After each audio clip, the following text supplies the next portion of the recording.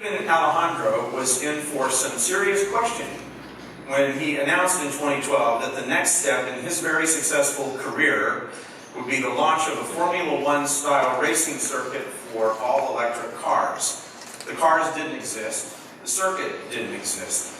It was very much an open question whether the powerhouses of Formula One racing, teams like Renault for example, would play, and a new generation of drivers would be needed. But for Alejandro, who had a decade's worth of motorsports experience under his belt, these were only challenges, not showstoppers. Formula E is now very much a reality. Races are scheduled throughout the world in the heart of major cities like Miami and Berlin. The cars are sleek, beautiful, and fast. The drivers are becoming stars alongside their Formula One counterparts. The major teams are in the game, and a whole new world of fan participation and sustainable racing is emerging. So how does such a thing happen in such a short period of time? What are the roots of his vision and his plan for the future? And what are the highlights of the major new sustainable technology that he has inspired? Because the innovation is very much happening. We'll now talk to the CEO of Formula E Holdings about those questions and much more. Please join me in welcoming Alejandro Agag.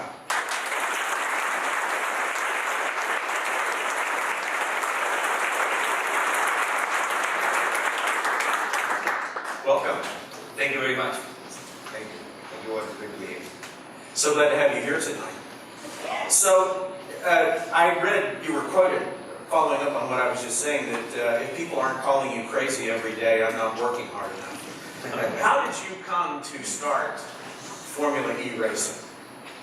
Well, John, first of all, thank you so much for having me. I feel really small in this chair. I haven't seen all the really smart people that have been here before me. Well, yeah, the question of how we decided to start Formula E, how we came up with this idea, probably we really don't know. If we would have known at the time what it was to create Formula E, I don't know if I'm not sure if we would have done it. But nobody told us how difficult it was going to be, so we just went ahead and did it, and that was quite a lucky decision. That's a very Silicon Valley way of thinking, you know, so it's appropriate you're talking about that here. Well, actually, we were very lucky that nobody in Silicon Valley invented Formula E first, because all the great things are invented here. And we are not so much into racing, so that was a lucky thing. It was really at a dinner in Paris that we came up with this idea. We were 3 people having dinner, and one was actually quite a senior politician at the European level, and he kept talking about electric cars. And I had been in racing for a number of years, and I kind of felt that something was missing in racing. That first, the younger generation wasn't so attached to it anymore, and second, that the big corporations and sponsors were starting to get aware of the lack of sustainability of motorsport. And I really didn't know how to solve that equation until I thought it could be through electric racing.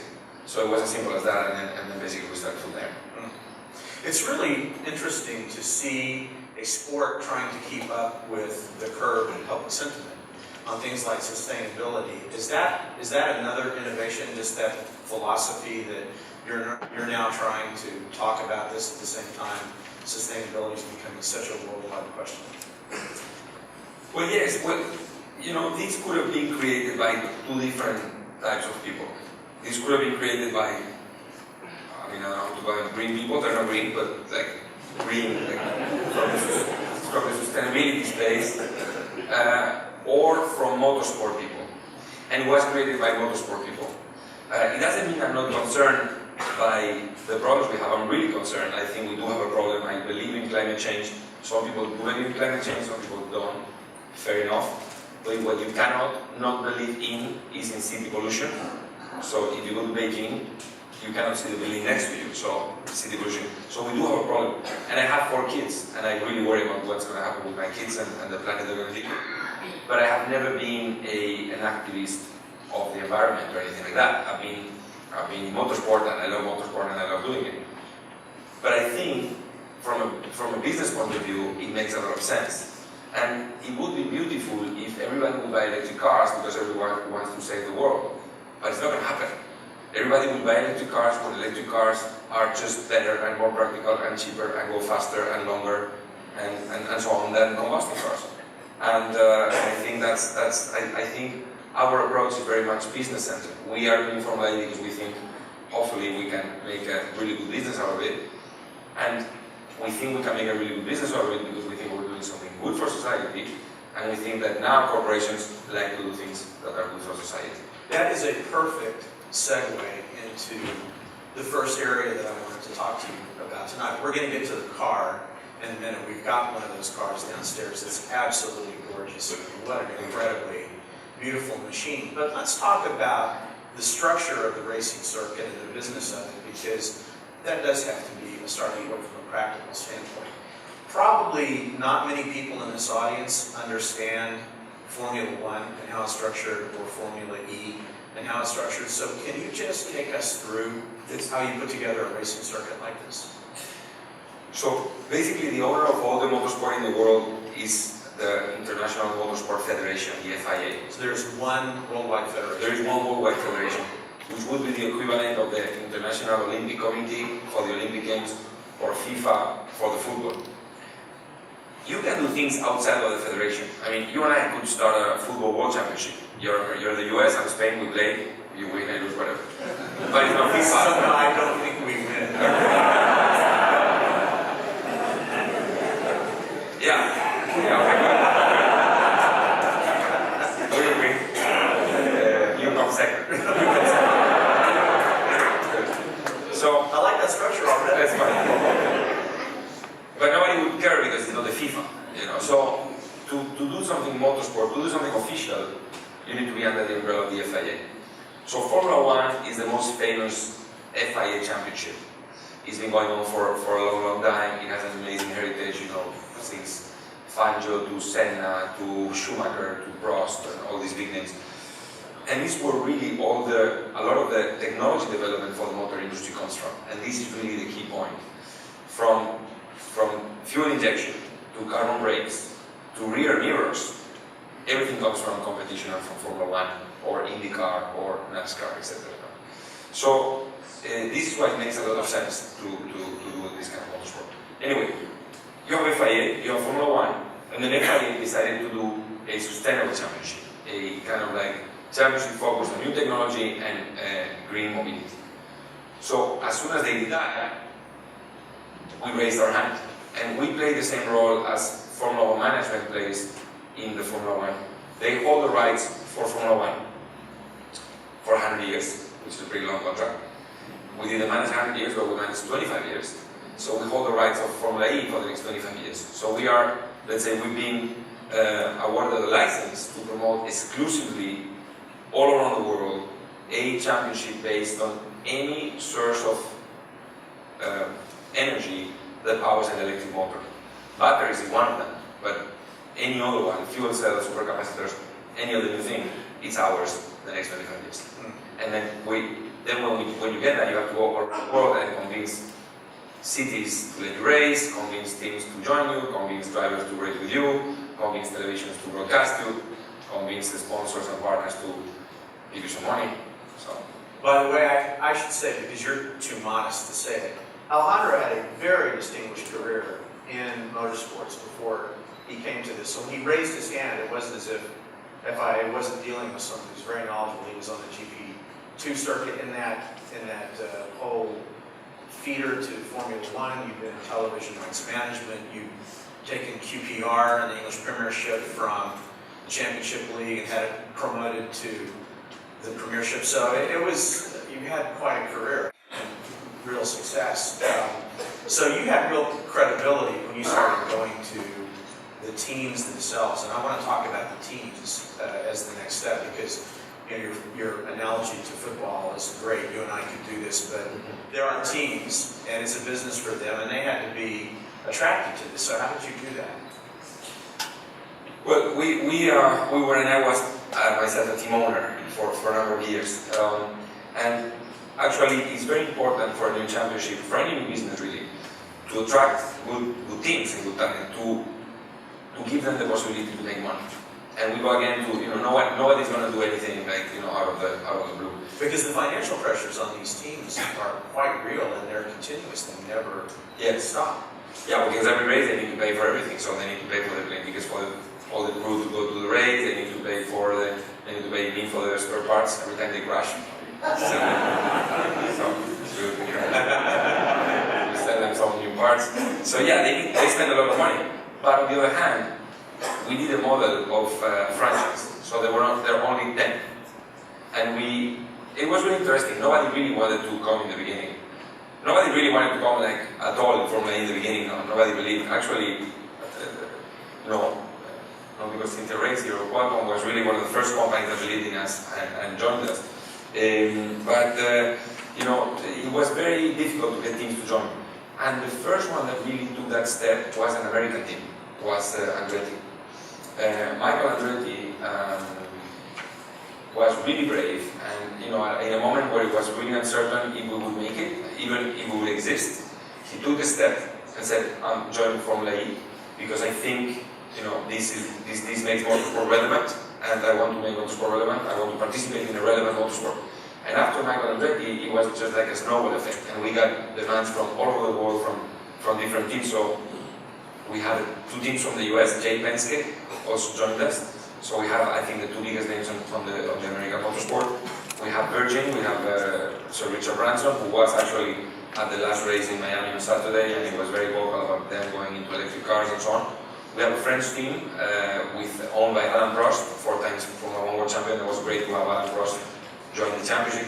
We have an Indian team, Mahindra, which is a big Indian conglomerate. We have a Japanese team, Super Guru, who used to win Formula 1. Chinese team, Team China, which is the official team of the Chinese government. We have an Italian team, Trulli, which is a former F1 Monaco race winner. Audi, ABT from Germany. So we managed to attract a pretty good kind of like and diverse and geographically diverse, which is what we want. We want this championship to be truly global set of teams. So quite happy about that. Now you've put a bit of a unique structure into for them so that they are able to, you have a competitive structure for them that maybe doesn't exist in Formula 1 or other combustion engine racing. Can you talk a bit about how you tailor the participation of these teams as businesses to make it incentive? So what we want to create really is technology competition, because it's through technology competition how the big breakthroughs come. What really motivates people is to win, to beat the other one. It is. It would be nice if it wasn't, but it is. So everybody wants to win. These teams, they are like really totally focused on winning and beating everyone else. So you need to allow for that. But the risk of that is if you open the door completely to all the technology development, they start spending money. And an engineer, I'm sure many of your engineers, will spend every single money he can spend. So if he has $1 more to spend, he will spend that dollar and an extra dollar. Well, there are a lot of people here saying, so what's wrong with that? Well, because in Silicon Valley there's a lot of dollars. So you need to focus and limit the development so everything stays on a reasonable level, but still you need to allow for technology competition. So the way we manage that, which is I think one of the biggest stresses in Formula 1 now, is that some teams are spending $200, $300 million a year. Other teams are really struggling, and it's a difficult business model. So the way we structure that is that we allow teams to do their own powertrain, only the electric part of the powertrain. So that car that you see outside, the outside of the car is going to be the same for all the teams, but inside is going to be different. So they have freedom to do their own batteries, and they have freedom to do their own inverter, and their own electric motor, and their own electronic control unit, etc. from next year. But teams can choose not to do their own kit and to buy from someone else at the maximum cap price. And so far we have 10 teams, 8 have decided to do their own kit, 2 have decided not to, and they will see a little bit, and whoever is the best, they will raise their hand and buy their kit. Which puts them in a quite a comfortable position. This is what I would like, what I would have liked to have if I would have had it was pretty complicated, let's say, right? Formula 1 team. I was in GP2, which was the feeder of Formula 1, and if that rule would have been in place, I would have been able to buy a Ferrari car or a Red Bull or a Mercedes, and then I would have been competitive. But if you have to do your own and you don't have money, then it's impossible. So we set up this system, and that has been quite well received by the competitors. And I asked you earlier, a lot of times when you see technology being innovated like that, there's a lot of sharing going on. Is there any sharing going on between any of these teams? Zero sharing. Like, I mean, I'm not going to say they cheat, but, you know, yeah. They are totally focused on winning, and already now, even with the same powertrain, there's a lot of only after 5 races, there is so much data and so much learning the teams are getting, and they don't share absolutely anything. And they, particularly on energy recovery, we thought we were going to recover about 10 to 11% of the energy. We're recovering close to 20% of the energy in braking. And yeah, they don't share anything at all, so yeah. And they will never do. Are they good at innovating themselves in this space? Well, they are very good, yes. So they you know, we know that some of the OEMs are behind some of them, like kind of hiding, and they will kind of eventually emerge. That is where the real innovation is going to come from, because some of them, some smaller teams do some innovation that is limited. I think really the name of the game here is going to be when, you know, companies like, you know, I'm just going to give you examples, doesn't mean that it's them, it could be them. But, you know, Mercedes, BMW, Toyota, Honda, these kind of companies are the ones that, you know, come behind the team, and then they devote the resources. But even then, we're talking a lot to them, they like our system of kind of like common sense in terms of spending. Now is not the time anymore of big companies spending 2, 3, 4, 500 million dollars every year in a racing program. If they spend 10, 15, 20, 25 million, it's okay. Before we get to the car, I want to ask you one more question along these lines.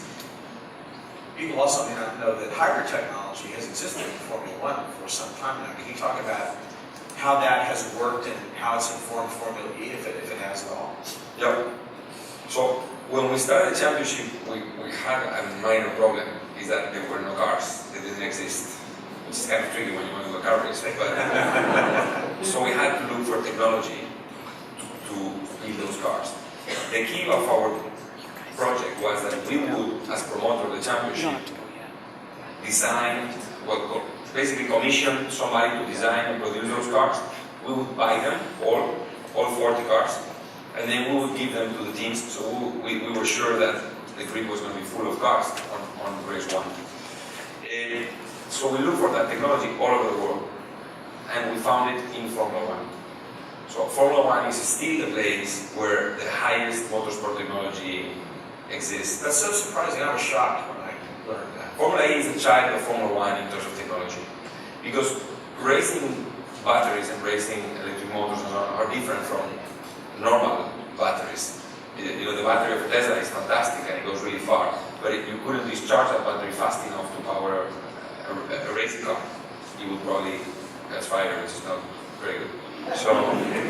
So we had to go to the racing experts in terms of engineering and technology to find the technology for cars, and that was in Formula 1. So particularly to Williams, to Sir Frank Williams, who is one of the, you know, he's the royalty of Formula 1, really, for his vision. And he's a man, he's 80 years old, but he really said, listen, I believe in Formula E, I think this is the future, and he put Williams to do the battery, and our battery, and particularly for those of you who are engineers, the cooling of these batteries is extremely challenging problem to solve, and they were able to do that in a very, very short period of time, which shows also the power of these Formula 1 teams as an engineering, you know, force.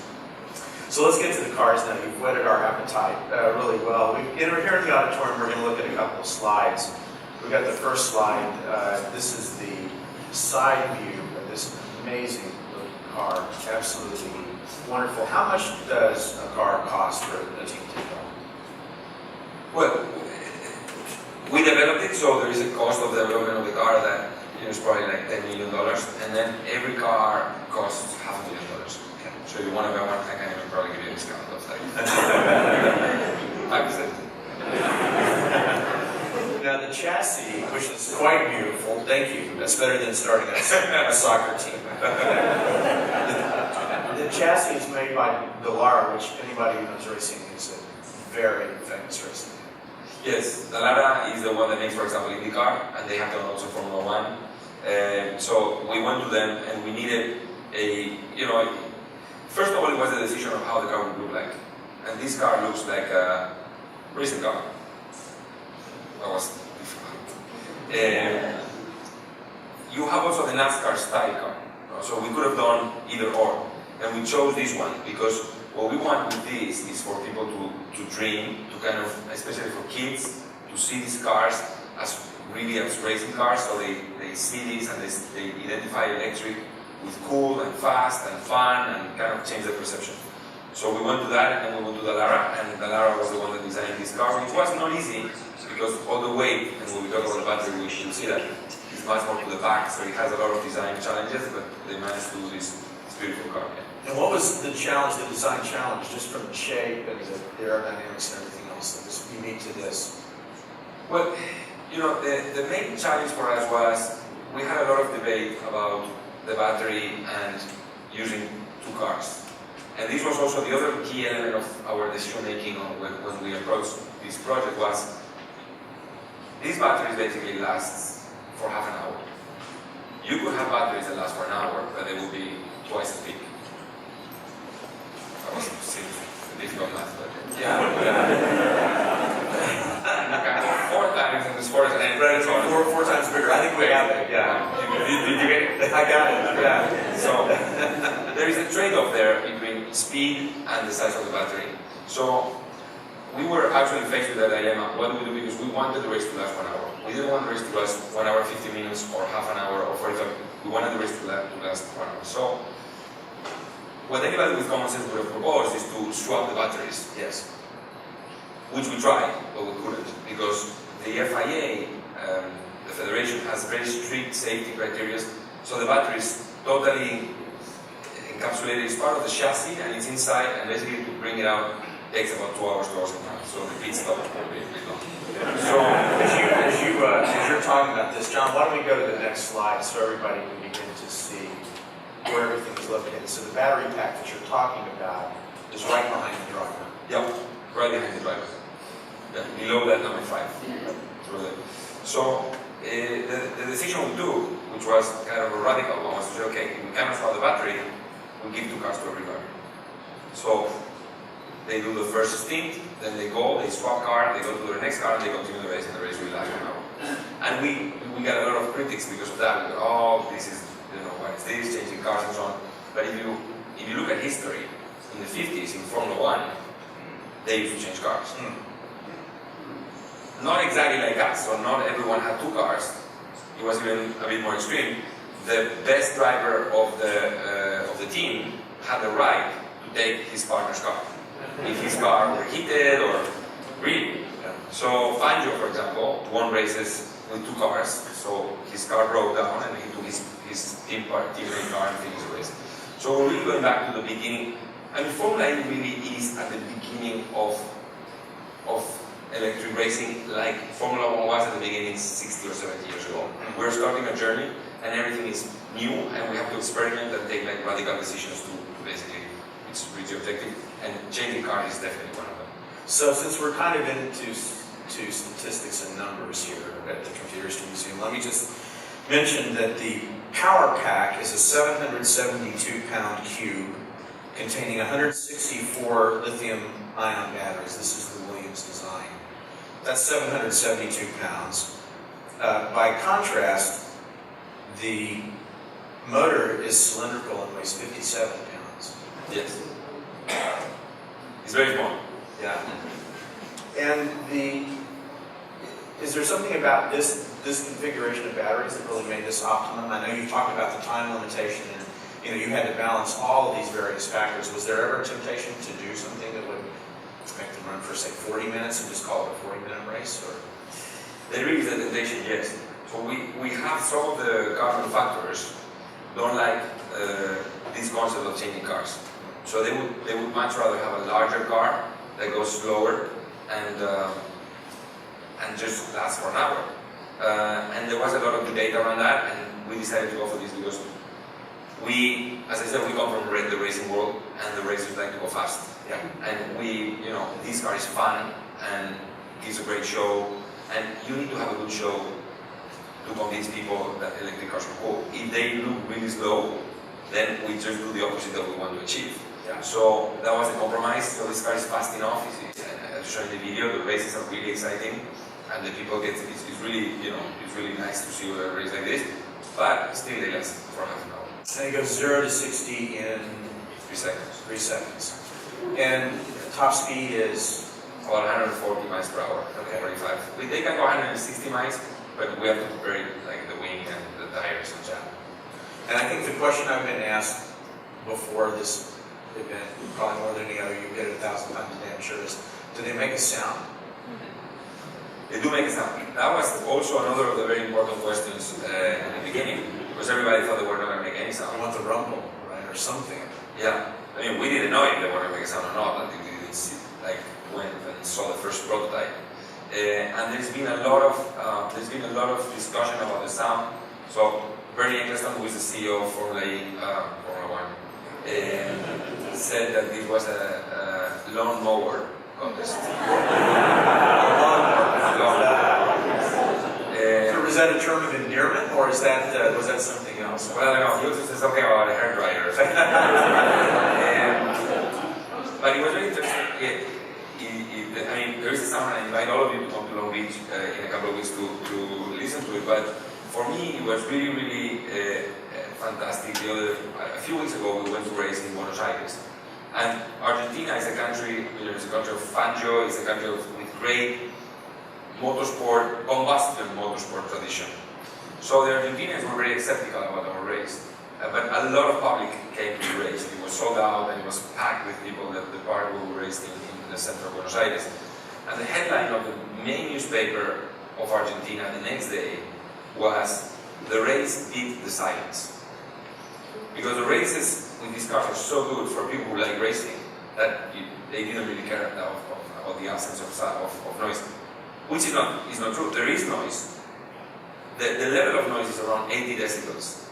The level of an IndyCar or Formula One race will be in the region of 125, 130 decibels. But 80 decibels is the level of a sports car or, I don't know, or a bus. Yeah, it's not quiet. It's not quiet, no. And we think actually that the sound is really very futuristic. I think the sound is one of the best things that we have in the championship. And I think it's going to be a very, very unique feature of our championship. Of course, when they go really slow, like when they're in the pits, they don't make sound. But nothing has happened so far. Like, you know, everybody's kind of looking behind. Now, what kind of control system does the driver see and use inside the cockpit? So the drivers have a dash, and they see their energy level, obviously, which is the most important thing they need to manage. Actually, the key of the race is not the fastest driver who wins, and we are seeing that because there are really some guys that are really, really fast, but they're not winning. He's the most clever guy and the one who knows how to manage the energy, the recovery of energy, and when to attack, when to wait, and so on. So the energy level is very important. And then they have the drivers have 6 maps. So there is an electronic control unit that basically regulates the flow of power, of energy out of the battery to the motor, and they can do these 6 maps. They go from map 1 to map 6. Map 6 is the most aggressive one. So when they really want to push, they go to map 6. When they want to save energy, they go to map 1, and then in between you do the different strategies. They wouldn't finish the race all the time on map 6. So you need to know when to go, So there is a lot of strategy, a lot of tactics in this race. So the drivers are tweaking that themselves on the fly. Yeah, all the time. They're changing map all the time to basically do their own strategy. And are this is so sophisticated, are the pit crews and the team managers, are they getting all this data simultaneously from the car? We limit a lot the data they get live because we want to avoid, you know, as I said before, engineers, sky's the limit for them, which is a good thing. But if we let all this information go back, you will have probably 100 engineers in front of 100 screens, each one of them controlling one different element, and then the cost would be very high. So we want to keep the cost down, so we limit the amount of live telemetry, so that all the time, for example, teams cannot see the exact level of battery left on the driver. Well, they can't. No, they cannot. So they're all the time asking on the radio. Battery level, and they got like 67%. Slow down, and so it's like a whole, yeah, so we keep them a little bit in the line. We actually give the same telemetry to the public in our app than to the teams. We want the public to have the same level of information as the teams, as the the pit crew. Now the tires, on the other hand, which we're very accustomed to seeing multiple changes of during a race, don't get changed at all, do they? They don't. So this championship, we haven't actually, in our conversation, touched a lot in the sustainability aspect of the championship, which is really key for us. Right. One of these elements is the tires. We want tires. I mean, I want tires, and I asked Michelin to produce tires, and I think maybe for next year they will do it. Who will last the whole season? Not the whole race. I want the whole year with the same tire. Wow. Because it means you will not waste rubber, less energy to make those tires, etc., etc. Is the reason, And the reason why Michelin and also other companies also did to be the official supplier of tires is that now all the tire companies are looking for more fuel-efficient tires or electricity-efficient tires, less rolling resistance, more longevity, so basically green tires. And we are the perfect championship to showcase those green tires. Absolutely. You've got a unique charging system, too. Talk a little bit about how these cars get recharged. Yes. So, we are working on the downstream. Here is always the question of, electric cars. Many people will come and talk like this, and then they will raise their hand and say, yeah, but electric cars pollute more than combustion cars. And then, of course, there is all this debate on how the electricity is produced and so on. And they have a point. If you produce electricity from coal, and then you charge your electric car with that, you're polluting also. So, but anyway, we do motorsport. We just take care of what we take care of. Someone else needs to take care of the energy production in the world, which is a really big challenge. And I think obviously we prefer sustainable sources, and I think solar is definitely the way. But we couldn't produce solar energy for the race for our cars because we take too long or too many square miles of solar panels to charge the cars in the short period of time we do it. So we look for other alternatives to charge these cars because what we really cannot do is to charge them from electricity produced by coal, just for the consistency of the message of the championship. So we found this startup in Greenwich near London that produces electricity with a generator with glycerin from sea algae. Which, yeah, I didn't believe it either in the beginning. But they do. I haven't seen it produced from the sea algae yet, that's what they say. But it's definitely glycerin and it's definitely non-emissions. So we have those generators that we ship around the world. We don't fly them, we ship them, so we have two to avoid also the extra CO2 print from the flights. Those are the generators that produce electricity for the car, so the electricity is clean. So we will have one of those in Long Beach for the race there. And the cars recharge on a mat? Is it a mat system that the cars are recharging on, or is there another type of system? They do, not the race cars yet. We will implement that on the race cars, but Qualcomm has developed this system of wireless charging. So our safety car, our pace car, our medical car are wirelessly charged. Wireless charging. Yes, so you just kind of put the car on top of the pad, and which is good, especially for the safety car and the medical car, because if there's an accident, they need to go fast. So if you have the plug-in cable there, you need to get off the car and unplug the car. If you are charging wirelessly, you can just start. It's a really cool technology, and I think the future is also the race cars will do that. But the future is even more exciting because that wireless pads, you could put them on the red lights in the cities. So when you stop with your car on a red light, your car recharges. You could put them on the parking on the side of the street, so when you park, your car recharges and you don't need to get off and plug the car. And eventually, you could do dynamic wireless charging, and you could put the pads all over the street, and your car would recharge as it goes. So we think that's a really exciting technology, and we are actually and this is really what we want, and we're very happy that we're doing this. We're showing this technology, this new technology in Formula E. We would like Formula E to be like the place where all these new technologies are being showcased, and wireless charging is definitely one of them. Well, the reason I wanted to start with the teams, which is what we did, is you were saying something to me that I think is really important, which is that the big brand consumer car companies who've been interested in Formula One for a long time, BMW, Mercedes, Renault, of course, is already involved, and others, are now really getting interested in coming into the circuit because they want to try to develop that kind of technology for their consumer market. Can you talk a little bit more about how they're thinking about it and what they're doing? Yeah, so like I was saying before, I think it's through competition how they can improve the technology, and then that technology trickles down to the road cars. Really, the key one here is batteries.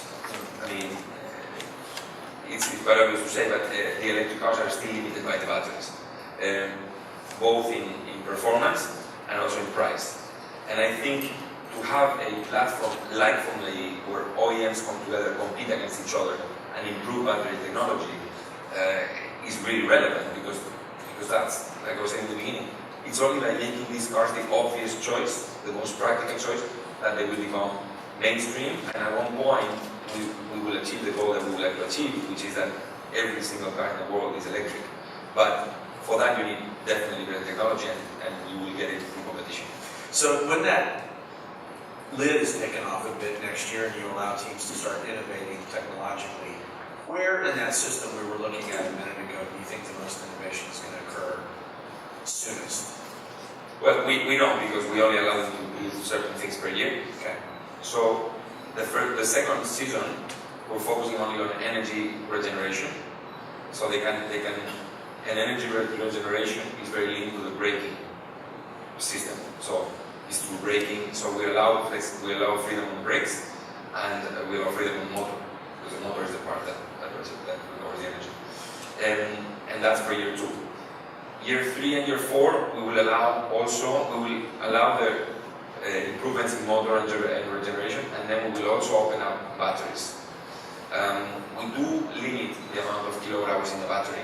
So right now they're limited to 32, and we only use 28, because batteries is like with your mobile phone. Some batteries behave better than others, and we need everybody to have the same energy on the race. So if a battery is 32 but it's a little bit, has some problem and it's down to 31 or 30 and a half, as you can only use 28, everybody's able to use always 28. We're going to raise that level to probably 36 or 38 kilowatt hour on season 3, and we will raise that level even more on season 5.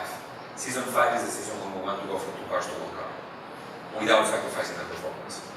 So it's a huge challenge to double the capacity of these cars in terms of performance in 5 years. You see the top speed increasing significantly?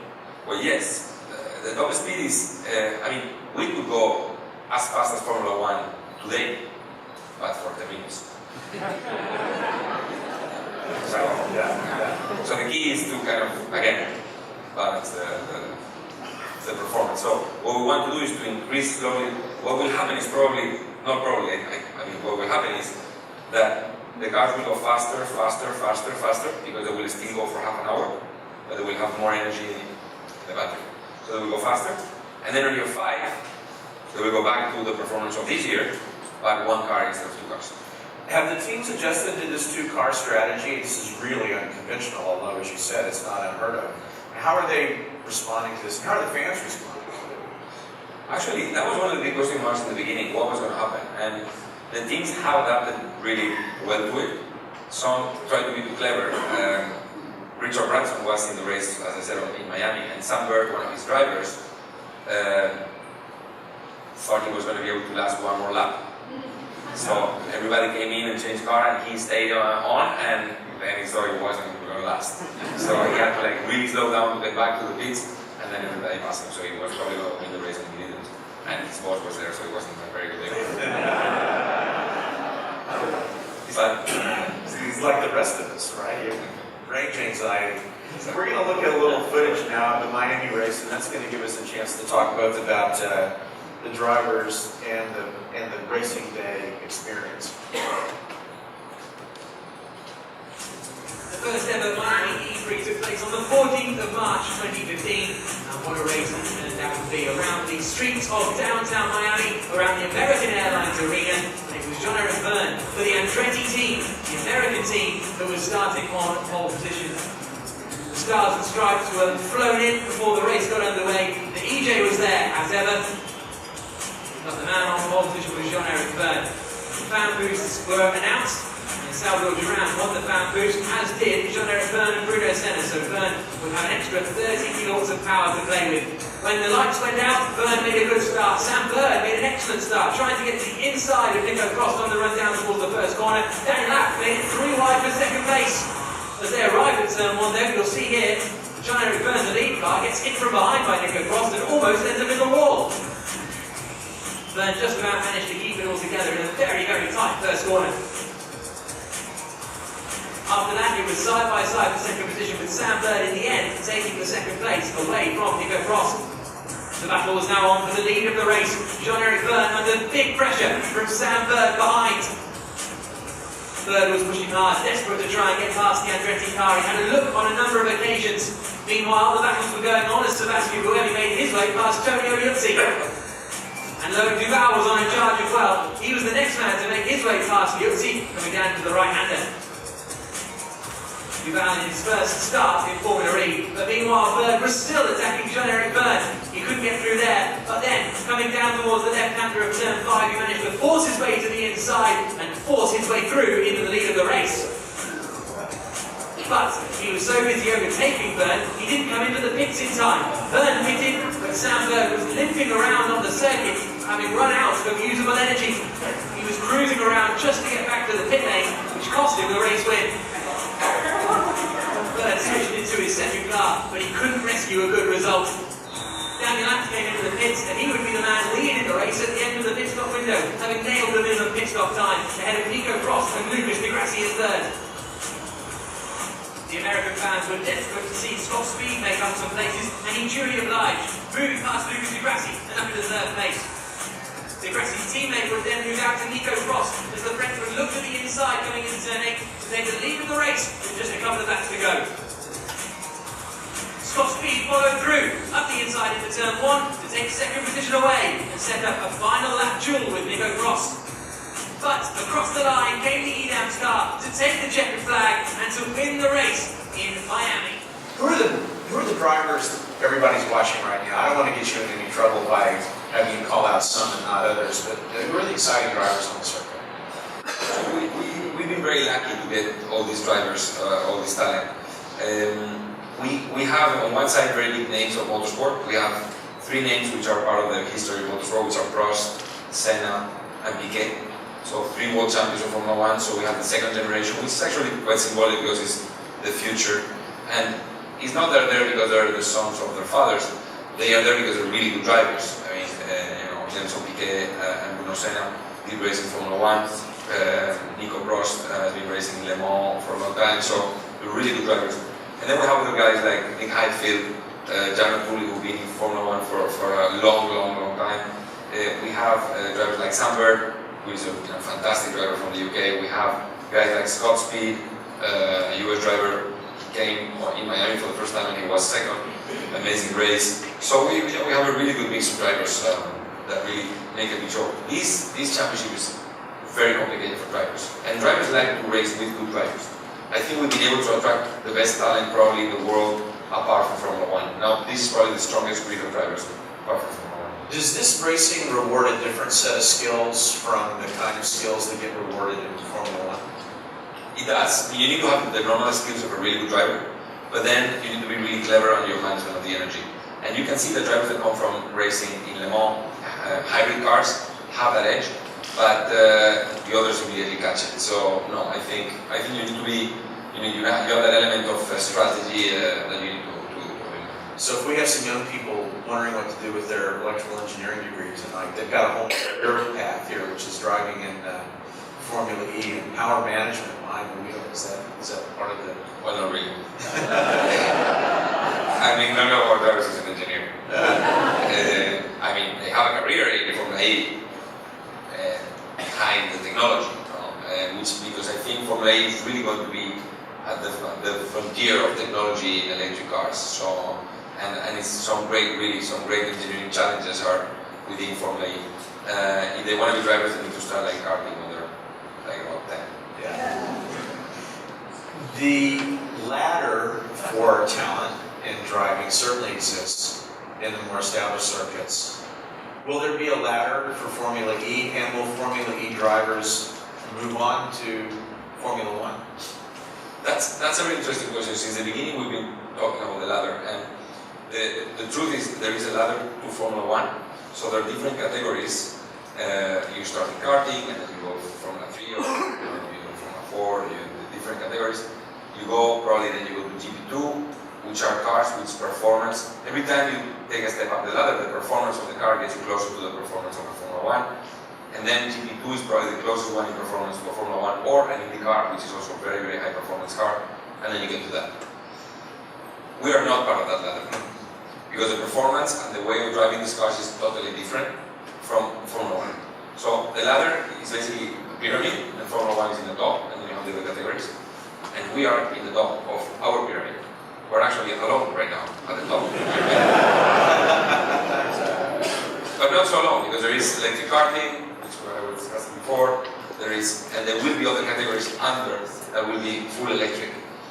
It's very interesting because for drivers, we are not a step to the ladder to Formula 1, but we're probably a step after Formula 1. And it doesn't necessarily mean a driver is retired or has to be all on Formula E. Formula 1 is actually getting rid of a lot of really, really good drivers for budget reasons. You know, many drivers tend to race in Formula 1, and some drivers who don't have the sponsorship or the possibility to pay for a drive, and they pay 10, 15, 20 million euros a year, they cannot continue racing, and they are really, really high quality drivers. Those drivers are going to Formula E.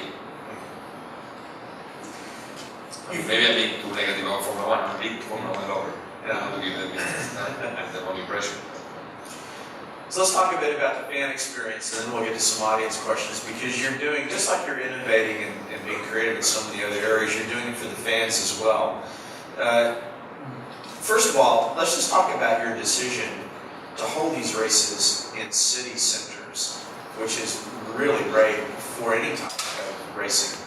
What's your thinking, and how's that strategy working out? For us, one of the cornerstones of the championship was that we were going to be electric, and the other one was that we were going to race on city centers. We think it's very important that to bring the race to the people where they are.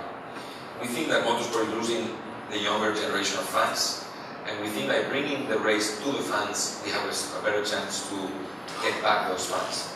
And the really demonstration was Miami last week, because we were totally sold out.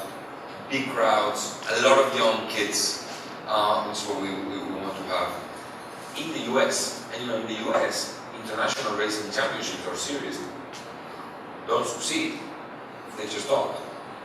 The US has its own racing, which is very successful, NASCAR and IndyCar, and basically even for Formula 1 it's been difficult to succeed in the US. So for us to have that first event in the US and to have that fantastic result was really good, because we were in the center of the city.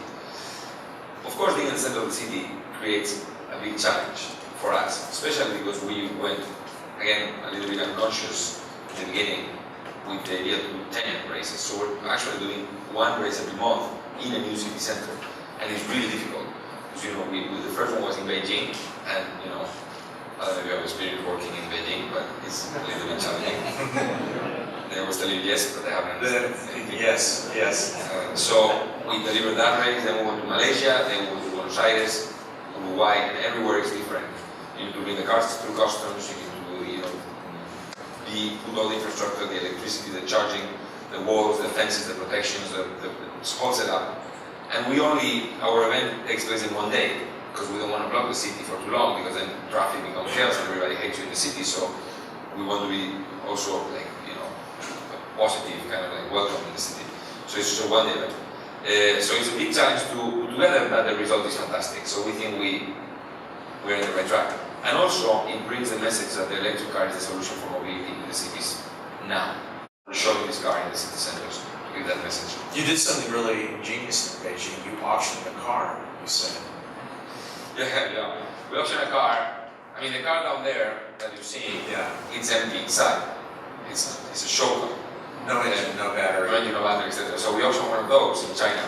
But the guy who bought it thought it was a real car. And then when you told him, he he said, no, I want to keep the car, right? He Yeah, said, so the guy said, no, it's not a real car, you cheated me or something. They said, no, we haven't. I mean, we thought it was a show car, but you Chinese, you didn't understand or whatever. Then we said, don't worry, you don't have to buy it. It was an auction, but it's fine. You don't have to buy it. And then they said, no, I want it anyway. I love that. That's a real fan. We heard when we watched the footage of the Miami race, there was something said at the beginning, and I don't know if everybody caught up to it, but there's a way for you to involve fans so that they can actually increase the power on borders and power consumption of the car. At any rate, it's called a fan boost. And I just think this is a fantastic experience. Can you talk about that? Yes, the fan boost was an idea we had. Of course, we wanted to focus the championship on the younger generation, and the younger generation is totally now focused on mobile. They enjoy entertainment through basically different channels, basically through their mobile devices. So we wanted to incorporate them to the race, and we came up with this idea of fan boost, which working with electric cars allows you for that. Which basically the way it works is people vote, the fans vote online, through Facebook and through any other, and the 3 drivers who get more votes get an extra amount of energy during 5 seconds during the race. Twice, once per car. And they have this little pad, and they can use it whenever they want. So, it's really cool for those who win it. Which are usually the same ones. The most popular ones or whatever, but it's fine. Because you give actually a real interaction between the fans and the sport. It's actually the first time in history that fans can have an influence on the result of a sport. Because you cannot score a goal in football through social media or score a point in tennis or anything like that. But actually, if you're running second and your guy has a fan boost and he overtakes the first, he will win the race thanks to the fans. Which is actually what should have happened in Punta del Este, where Jean-Éric Vergne was running second on the last lap and he had the fan boost. And he was going to overtake the guy running first, but he used it too early and he didn't make it, and we were all very upset. But it will come, the day will come that the fans will win a competition, which is what we want. FIA was not so happy with that because, they say it's not so sportive. They told us, yeah, but like this, the fans will alter the result of the race. And we said, exactly. That's the whole point. Yeah. So, now we're trying to convince them to let us, because right now you have to stop voting 10 minutes before the start of the race. And then we announce 5 minutes before the start of the race who the winners are. We want to convince the federation to let us continue the vote during, for example, the first 10 minutes of the race, so you can influence the actual race as it happens, which is much more fun. Yeah. We haven't got the position yet. We're working on it. You're doing something else which we do see in other sports, which is biometrics of drivers. You've got lots of sensors on these drivers recording a lot of biometric information and reporting it out in real time. And is that available to every fan who's got a device who can read it? So not yet. We're testing that. So we think now the more information you give to the fans, the better. And that's really the principle. That's the principle. So to give as much information as possible. So basically we're going to give everything available in terms of battery level and everything technical. Sorry. But we want to go beyond. So we're testing now all these sensors on the drivers to give the heartbeat and the stress level. I don't know how they calculate that, but anyway, like a bunch of things that you can look on your app, and you can see how your favorite driver is basically feeling during the race. We're going to get to some audience questions now, and we've got some really wonderful questions here. I'm going to try to get to as many of these as possible. In your vision, when will electric cars exceed the energy density and range of petrol-based cars? Well, I arrived here today a bit early, and I was with John and the Carol, and really kindly they showed me around the museum, and it made me feel really optimistic. This is a place that really makes me feel so optimistic, because you see that great computer, and you see my mobile phone. And my mobile phone is like 1,000 times more powerful than that great computer. And that great computer was there, 50 years ago? Yeah, almost. Means that, we will, the breakthrough will happen. It has to happen. It's impossible that it doesn't happen. And when that happens, Our phone, we will only have to charge it once a month or once a year. And our car, electric car, will go for 2,000 miles. You know, and that will eventually happen. That's the question is, I don't know when it will happen. But I'm very optimistic. We are on the right side of the science and the technology. And it's basically a chemistry problem. And you know, computers are the way they are today because somebody came with a clever idea to solve the chemistry problem of how to do the microprocessors or chips, or you know, how to make it very, very small. That's right. So at some point, someone will break the chemistry challenge of batteries, and they will store the energy that we need. So, and then, you know, the Stone Age didn't end because they ran out of stones.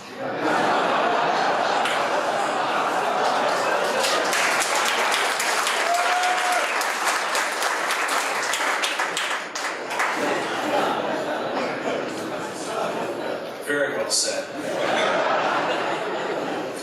Do you foresee a day when these Formula E cars compete directly in a race against a Formula One car? Yes. I think, again, it will depend on technology, and I think how cool would it be that combustion and electric would race against each other. I don't know if Bernie will be very happy with that. Bernie Ecclestone is the CEO of Formula One. I'm sure he will be still around because, you know, he's not thinking of, he's 84 and he's not thinking of retiring. But I do see that, yeah, definitely. I think technology will make that possible, and then at some point combustion will just give way to electric. There's a technical question here we didn't discuss when we were talking about the specs of the car, which is the transmission. Is it multi-speed? Does the driver shift manually? What's that process like? There is a transmission, and there is a 7-gear gearbox. Well, I thought it was 6 gears, but I drove the car for the first time on Tuesday and it had 7. So, so yes, there is a question if we need one or not. So we had a gearbox on the first car. I know that some of the projects for next year don't have a gearbox, and that will have advantages and disadvantages. But in these cars, yes, they do. Here are a couple of Silicon Valley oriented questions. At that dinner in Paris where the Formula E idea was born, did you write the plan on a napkin? I did. That someone had inside information. I did. You're our kind of guy. Yeah, and I have lost it. Oh no! I'm probably gonna do a new one. Say it's that one. Well, there's a certain museum that might be really interested in having that. So, and here's another one: is Elon Musk and Tesla, are they interested in forming a Formula E team? So they're not. I had the chance to meet with Elon Musk, who I think is cannot admire anyone more than Elon Musk. I think he's incredible. And I wanted to convince him to join Formula E. His answer was very, very kind of straight. He says, I want to focus on my road cars. You know, I have a lot of work to do on this, and I really want to focus on. I don't want to be seen like going racing. So we actually then started talking about the Model S being the base car for Formula E, which is something that I would like very much, and I think also I had a really good offer from BMW, so it's the BMW now, but I really, you know, we have the Tesla Club now in Long Beach with a lot of Teslas, and I think it's an amazing car, and I think it's an amazing company, and I really would like them to come to Formula E, so I don't give up. I actually today sent an email to him, inviting him to the Long Beach race. Let's see if I can convince him, but for the moment he's very focused. I mean, I think he's just a very focused man, so he has his objectives, and his objectives are creating the best electric cars for the road, and you know, I don't think he's too much into racing yet, but you know, I don't give up. Here's another great question: do you think we'll see a race in San Francisco? We are talking to some people in San Francisco who have a race in San Francisco. We would love to have a race in San Francisco. There is actually, we do need a certain kind of space. We have some space criteria because we need to put the paddock, and it's kind of a big area and so on. That San Francisco, after the America's Cup, has spaces where we could race. So we would really like to race in San Francisco. We have over 180 cities around the world who have requested to have a race now, which is really fantastic. But they're not like San Francisco. That reminds me, we do have a schedule. John, if you want to show the schedule of the upcoming races and where they are around the world. So the season kicked off there in Miami. You mentioned Long Beach, which is happening on the 4th of April. You want to talk about some of the other race locations and Yes. the excitement of that and where they're shaping up? So Long Beach is the next one, and you're all welcome. And actually, Long Beach is a free admission race.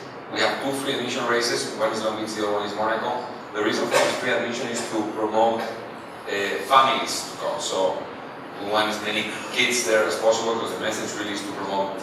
I mean, what we would like is that those kids, when they become 18 and they buy a car, the first car they buy, it's an electric car. So that's really why we promote so much kids to come to our races. After that, we go to Monaco.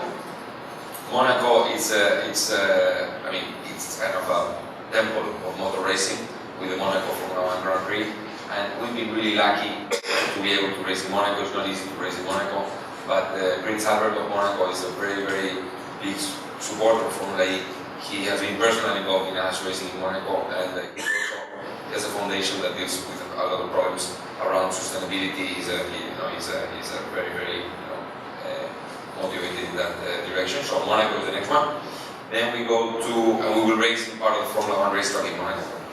Then we go to Berlin, and in Berlin we're going to race in the city center. We're going to race in a very spectacular place, because there is this airport in Berlin, which is now closed, which is the airport where the airlift took place. So you know when Berlin was blocked, it was a blockade. The Americans, you win this one. Right, you got soccer, we got that one. Basically, exactly. They saved Berlin by setting up this air lift that brought supplies to Berlin and so on and so on. And the place where that happened was Tempelhof Airport, which is actually a great symbol of freedom and that all that happening there. We're going to race on that airport in Berlin. Then we will race in Moscow. So we have a contrast. So we will race on the Red Square next to the Kremlin. Really cool race. Truly a contrast. Truly a contrast. Yes. But thanks. This is a sport. So, Yes, absolutely. And then London. For decades there has not been a race. I mean, there's never been a race so close to the heart of London. We're going to race in Battersea Park. And Battersea Park is a park that is really, next to the river, across from Chelsea. And basically it's a park that was designed over 200 years ago, and the guy who designed it did a carriageway. At that time they would go with their horses to kind of like hang out and go around the park. And it's basically the perfect racing track. We don't need to we just doing marginal changes, and we have a racetrack in the heart of London. So those are the races coming up. And in each of these cities, you're doing a lot of pre-race activity. You've got educational programs, you're doing a lot of things to help people understand how these cars work, that you're on the vanguard of this conversion to sustainability. Yes, we have what we call the Formula E Legacy Program, which is different activities around the race to contribute to the implementation of electric cars and to the education effort and the change of perception of electric cars. One of the things we do, which is really cool, is we have these little cars, these kits that we send to the schools in the cities where we race. And then the kids assemble those cars, those little electric cars, and that school comes to the race. We buy the kids from the school, and one kid gets to drive the car. Basically, it's a race with kids with 10 little cars, and they race before the real race. And that's really successful. The kids love it, and everyone loves it really. And it's really promoting this educational part to show the kids that electric cars are the future. One last question from the audience, and then I've got the very final question. You really seem to love speed. This is on the card. Have you raced yourself? Unfortunately not. So I love speed, it's true. But the first time I drove ever in my life a single seater was last Tuesday in Miami. How was it? Yeah, I was incredible. Yeah, I almost crashed. Which would have been it wouldn't have been a good thing. But it was really, really super excited. I've been racing as a team owner, and it's really the part I enjoy more. To organize the championship is a fantastic experience, and it's great because this project has been so fantastic, but I would have much more fun if I was one of the team owners. Yeah. So my last question is, Silicon Valley may be able to make a contribution to all of this in some way. If Silicon Valley could make one contribution that could really help Formula E in some way, what would it be? Well, I think what Silicon Valley should do is to invent the long-lasting forever battery. Easy, no? But I think this is the place to do it. I mean, Silicon Valley is really the place where all these great inventions happen and these new things. And really, that is the next frontier in terms of the electric cars. And the contribution we need is someone who comes up with the battery. And I know that there's people here working on it. Elon Musk is doing his huge battery factory. Many, incredibly clever people work here. So, if I may ask you please to do that, that would be really great for the world, actually. So I think that's the next contribution from Silicon Valley. Well, if you could issue a challenge, that's a great one to close on. Alejandro Agag, Formula E Racing. Thanks so much for